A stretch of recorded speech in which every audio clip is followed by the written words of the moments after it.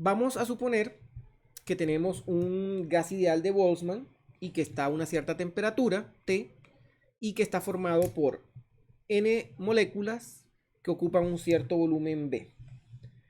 Y pueden estar, cada una de estas moléculas puede estar a una cierta energía I y esa energía I, E sub I, puede tener una multiplicidad o una degenerancia G sub I.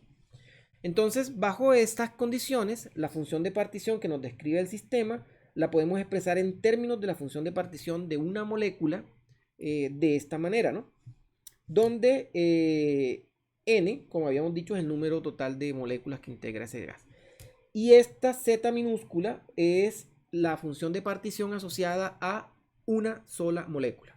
Esa función de partición asociada a una sola molécula la podemos descomponer en dos partes. En la componente que tiene que ver con la parte espacial y la componente que tiene que ver con cómo distribuimos nosotros la energía.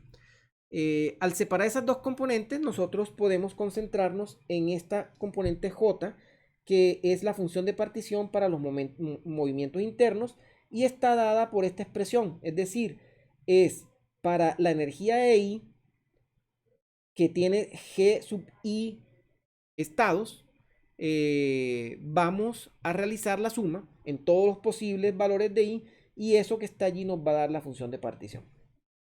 Entonces, básicamente entonces, si nosotros queremos calcular moléculas monoatómicas o poliatómicas con estructura interna que le da características a la molécula de... O sea, las propiedades internas de la molécula comienzan a tener un rol importante, podemos concentrarnos en estas propiedades internas solamente calculando esta función de partición asociadas a esas, eh, a esas distribuciones de energía interna de la molécula.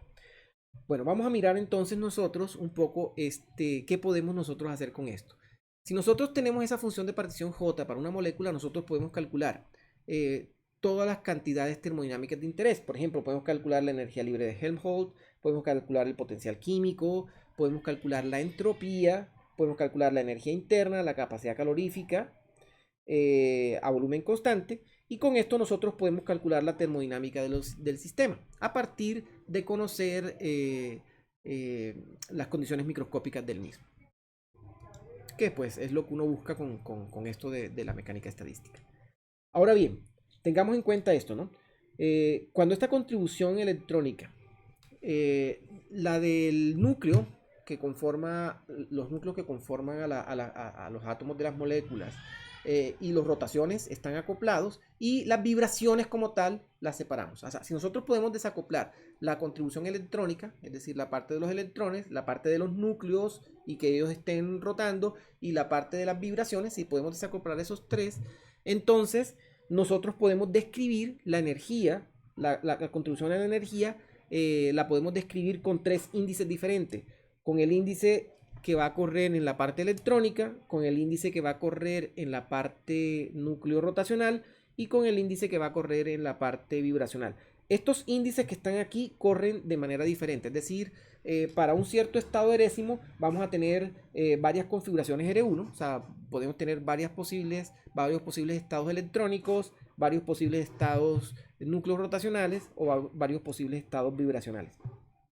Entonces miren que si nosotros calculamos esta función de partición, que es la suma de todos los posibles valores, o sea, todas las degenerancias para este estado, también la podemos calcular en términos de estas configuraciones. Si en vez de considerar las degenerancias de estado los cuento todos, es decir, si tiene la misma energía no importa, lo repito tantas veces como sea necesario, entonces lo puedo expresar de esta forma que para esta suma me resulta más fácil.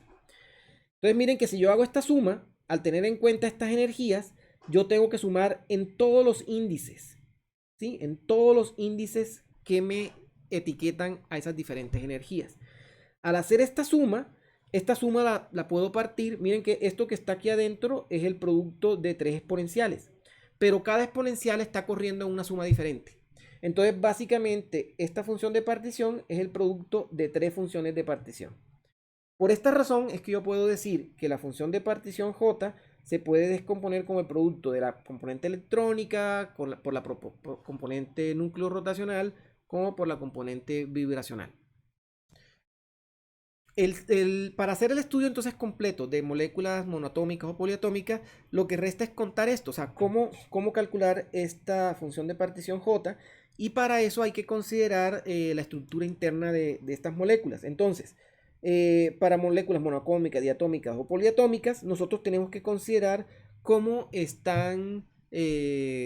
distribuyen estos momentos angulares, y de acuerdo a cómo se distribuyen, pues nosotros vamos a encontrar las diferentes formas de esta función de partición.